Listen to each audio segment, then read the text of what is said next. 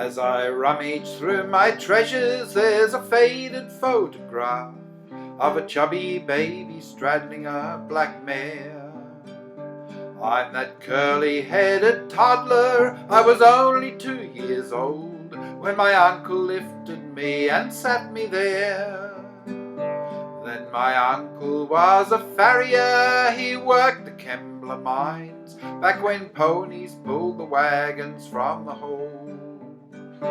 After work each day he'd head for home with face and clothing black, covered with the dust created by the coal. We would hear him in the evenings as he cycled up the path.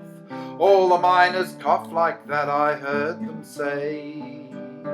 But it's not tuberculosis, oh it's nothing, just the dust. I can see his bloodshot eyes until this day. In his yard he had an anvil and a forge beside his shed, where the waiting horses lined up near the trough.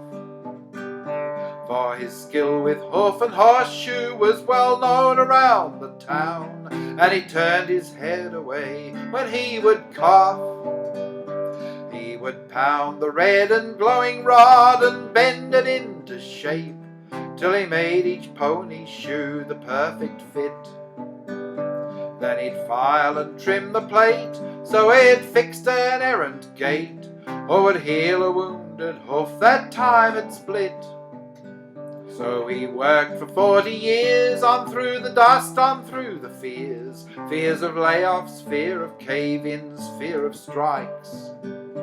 He would wear a leather apron that was thick with sweat and hair, filing hoofs and scraping frogs and driving spikes.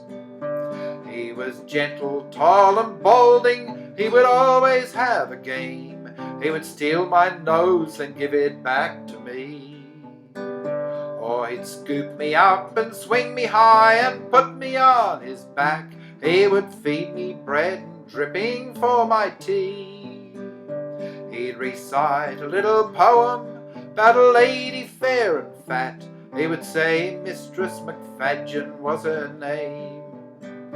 Oh, I must have heard it 50 times by the open fire, but each time I laughed and loved it just the same. In the village of Mt Kembla are the ruined pony sheds, where he worked the days he wasn't down the hole. Though disasters make the news, there are others I would choose to call heroes of the mountain and the cold.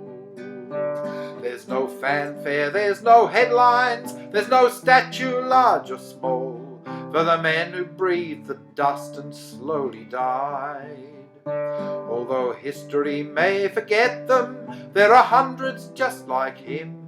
I will keep my memories of Uncle Clyde. I will keep my memories of Uncle Clyde.